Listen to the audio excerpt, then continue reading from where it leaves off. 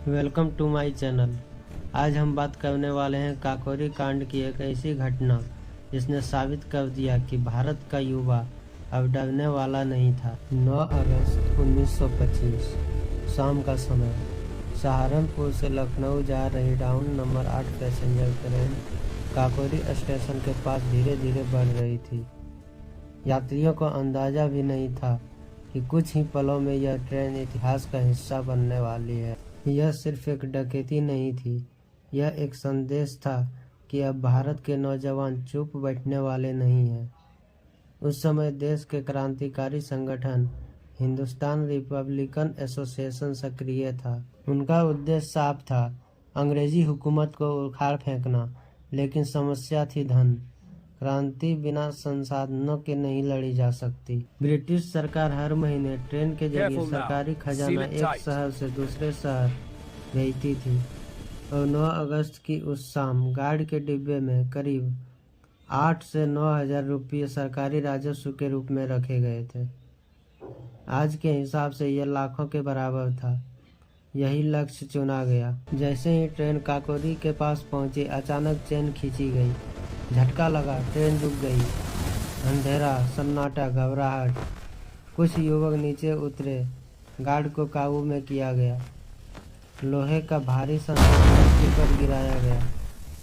हथौड़े से वार हुआ और ब्रिटिश खजाना क्रांतिकारियों के हाथ में था। लेकिन अफरा तफरी में एक गोली चल गई। एक निर्दोष यात्री की मृत्यु हो गई। यही घटना ब्रिटिश सरकार के लिए कठोर कार्रवाई का आधार बन गई। अगले ही दिन पूरे उत्तर भारत में छापेमारी शुरू हो गई। करीब 40 लोगों को गिरफ्तार किया गया। मुख्य क्रांतिकारियों में शामिल थे राम प्रसाद बिस्मिल, अशफाक उल्लाह खान, राजेंद्र नाथ लाहिरी और रोशन सिंह। इन युवाओं की उम्र 25 से 30 वर्ष के बीच थी। लखनऊ में मुकदमा चला लगभग 1.5 साल तक।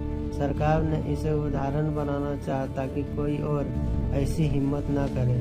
6 अप्रैल 1927 फैसला सुनाया गया।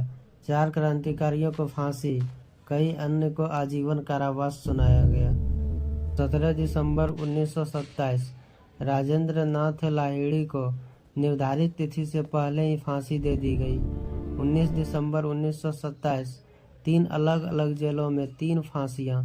गोरखपुर जेल में राम प्रसाद बिस्मिल, फैजाबाद जेल में अशफाक उल्लाह खान, इलाहाबाद में रोशन सिंह। कहा जाता है फांसी से पहले जब बिस्मिल अपनी मां से मिल रहे थे तो उनकी मां ने कहा, मैं रोने नहीं आई, मुझे गर्व है कि मेरा बेटा देश के लिए मर रहा है। वह दृश्य आंसुओं का नहीं, अड़िग साहस का था। फांसी के तख्त पर चढ़ते समय वंदे मातरम और भारत माता की जय की गूंज सुनाई दी। था डर फैल जाएगा, लेकिन हुआ उल्टा। काकोरी कांड आग की तरह फैल गई।